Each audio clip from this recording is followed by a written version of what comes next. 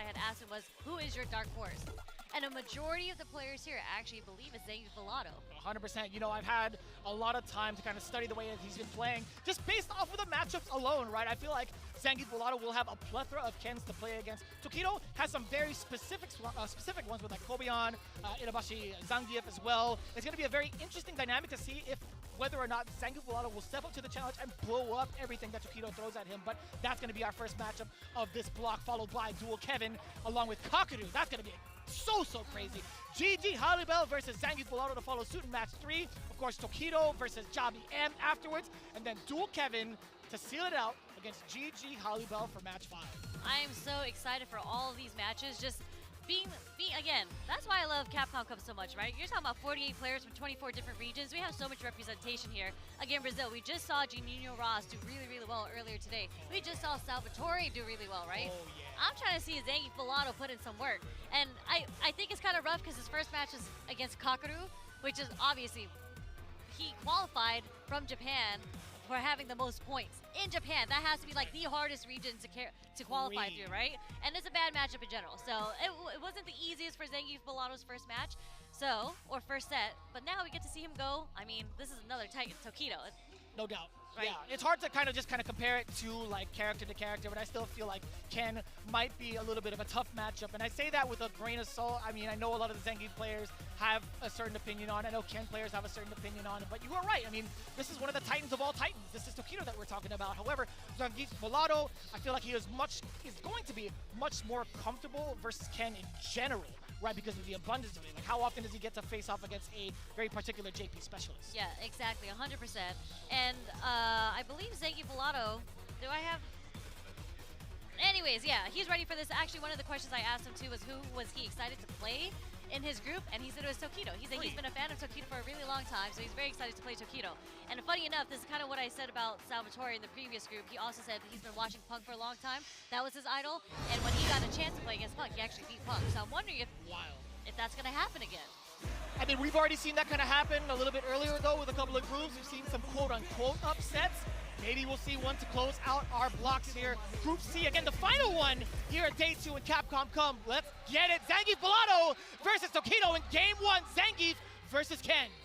Let's get it. I'm interested in seeing how ZANGIEF BOLADO approaches this matchup, because typically I think he's a pretty slow ZANGIEF player in general. He immediately gets punish counter when I say that from his standing medium kick. Yeah, I mean, you have to test the ranges, right? I mean, that's something he's got to digest quickly, or else he's going to get throw looped up. That's 2 in a row already. Try to go for a third one.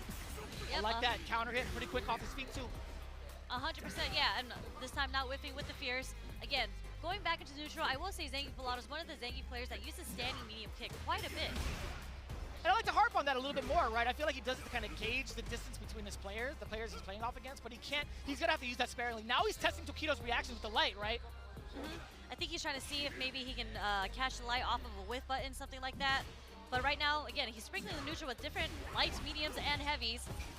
Trying to see if he can get a connect on TOKIDO. But what a neutral jump coming from TOKIDO. Taking the first round in the first game. Yes, sir. Pretty risk-averse, if you ask me. You see something like a light, and personally, I would also hold up. If they're not continuing the combo, 100%, I don't want to even come close to an ODSPD, because that pretty much changes the trajectory of that round. Yeah, very safe defensive option there coming from TOKIDO. Like, because what else would ZANGIEF do if you get hit by a light, right? I think you either get comboed or you get hit by the SPD. So holding up was really a good decision there from TOKIDO. I feel like there was an opportunity, especially after that chin ride, to possibly get a scoop. That's not the case. ZANGIEF a little reluctant to even show off some of the SPDs in certain cases, but right now TOKIDO's going to take full advantage of this corner pressure shift. Fujin right, yeah. To go on in there. A couple more sequences, he possibly could get that burnout. Yeah, with the heavies right now, as you mentioned, the burnout is coming right now. And ZANGIEF doesn't deal the best because the supers aren't the best against burnout, but the charge fierce is the option. He already knew. He's been there so many times already.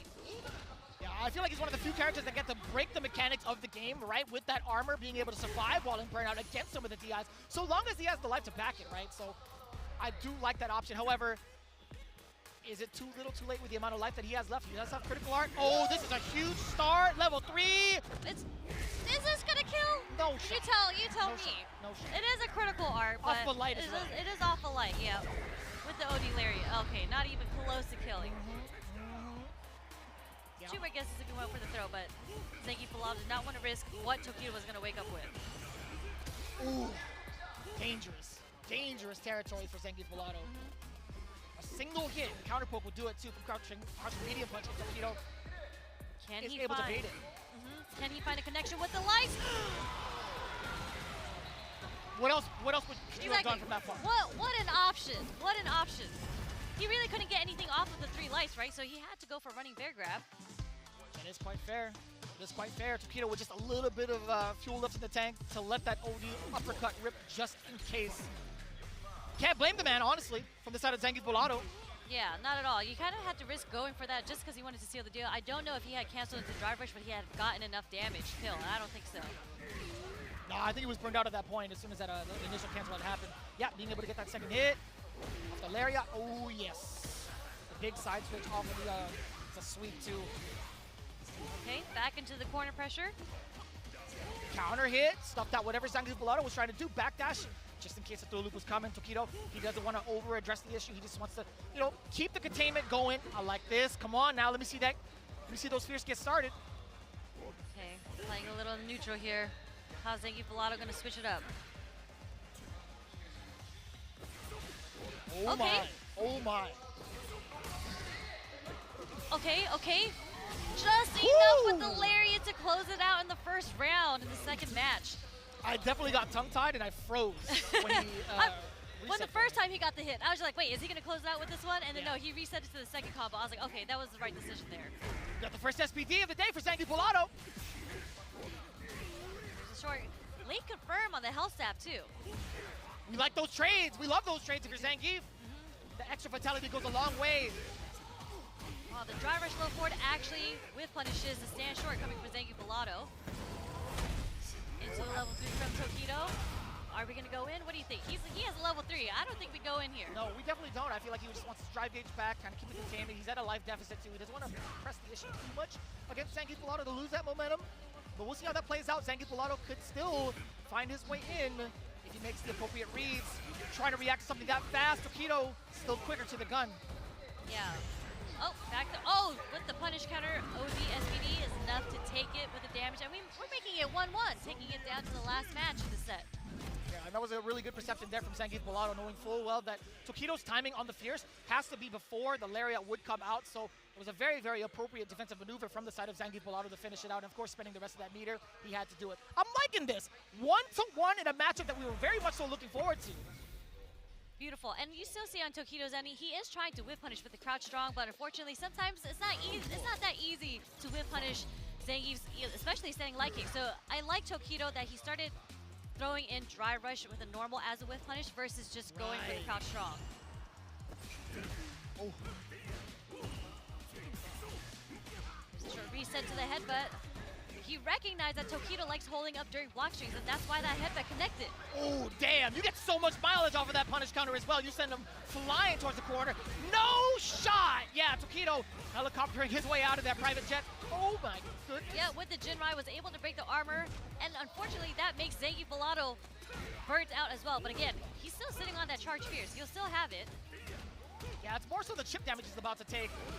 Okay, yeah, that is a counter hit. You get the full string up off the medium target combo, the chops to the chest. One false swipe, I feel like, from Tokido could actually spell his demise. Nice And I like that option. Yo, Zangief's defensive options have been so clean, by the way. Tokido tried to empty jump, bait out the parry. Zangief Bolado 2 steps ahead. And now looking at match point. What a change-up. 2 bars apiece from both ends. Beautiful play, and we're starting to see a little bit more activity coming off for Zangief Bolado. I think that was one of the first dry rush charge fierces he actually did in neutral. He started off the round with this. But we're back to the crouch strong coming from Tokido, trying to find a whip punish. Oh, I'm liking this too. He's still hovering around the ranges as to where like Tokido wants to try to press up for a fireball. A couple of trades thus far from Zangief.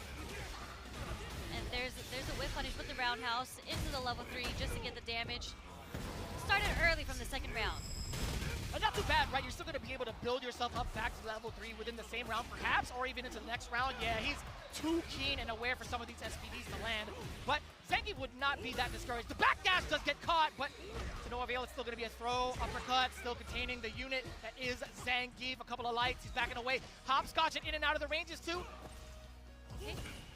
Okay, sorry. Kind of holding my breath here for a second. Oh, as you should, to be fair. Well, spaced fireball as a poke there, just to catch ZANGIEF BOLADO. Slightly walking forward, trying to close the distance. But we are in the set point for both of these players. Yeah, I'm still surprised TOKIDO even throw that fireball because Zangief still has 3 stock ready. He could have level 2 past it perhaps, but I think he's saving it for a rainy day just in case TOKIDO tries to get froggy with it. Punish counter with the mediums, drive rush on in there, punish counter again, now a lot closer. Okay. ZANGIEF BOLADO really has to be careful with those fierces he's been throwing out because he's been whip punished so many times by TOKIDO at this point, even with the roundhouse. He's held on to this level 3 for so long, by the way, ZANGIEF BOLADO has, and I feel like, again, he's letting TOKIDO run away with some of these fireballs. All right, that's 2 checks thus far. Oh, counter hit! Okay, one more mix-up. Are we gonna find it? Oh my! Oh no! Airborne wasn't able to get the level 3 cancel. There it is to the level 2. He recognized. He recognized it wasn't gonna hit. Sorry, and then there he goes. He actually takes out TOKIDO. Oh my god, I got so hype over that. That is crazy. My man ZANGIEF BOLADO was so down in the dumps yesterday. I had a chance to kind of talk to him, but he shook it off immediately as soon as I saw him this morning. He's like, you know what, I'm feeling much better. Yeah. I'm feeling much better. I can't be down. I'm only down 1 game. But taking down TOKIDO, you don't have to worry about him for the rest of the week. That is a giant win for the big man.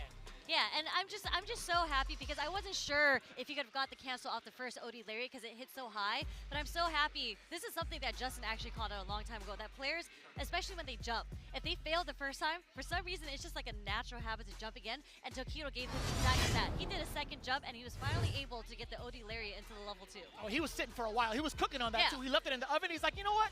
It's time to cook. Bam! OD Lariat. But speaking of cooking, let's take a look at the replays. TOKIDO, I feel like he was so in charge in the first game, just based off of the momentum he was playing at. But ZANGIEF BOLADO had some really explosive moments for him as well. Yeah, and you can see, like, I think he made all these right defensive reads, especially on, like, the resets that ZANGIEF BOLADO was going for. TOKIDO was not having any of that, and I think ZANGIEF BOLADO had realized that. He took a second to think about it. He's just like, okay, maybe I should stop going for these resets because TOKIDO is either jumping or he's ODDPing just to get the pressure off of him. Right. Yeah, just looking at, too, you talked about the defensive maneuvers and his decision-making. That parry and that timing specifically, he understood the assignment so well. And even TOKIDO afterwards, he tried to get a safe jump to no avail, right? ZANGIEF BOLADO really showing off all those different options and to a great benefit also. Getting the right confirms as well, not giving up on the plays, right? But TOKIDO, it was hard to really assess this. ZANGIEF BOLADO, again, holding on to 3 bars for what, 2 whole rounds straight? I was wondering when he was going to let it rip. Yeah, I wasn't sure. I was just like, is he looking for a fireball to the level 2? Because he wasn't buffering in the neutral. But actually, he had to save for this OD Lariat cancel into the level 2. And he takes the set against TOKIDO. Insane, insane play. 2-1. Now, it's not the cleanest that he would want, but still a win's a win. Playboy will Against definitely take TOKIDO? those. 100, exactly, 100%, right? Putting him on the board in general, tying himself up with Jobby M, Dual Kevin, thus far, and technically TOKIDO because that's his first loss, right? So an excellent showing from ZANGIEF BOLADO. I'm actually such a fan of his, being able to talk to him and seeing his progression throughout the entirety of the CP.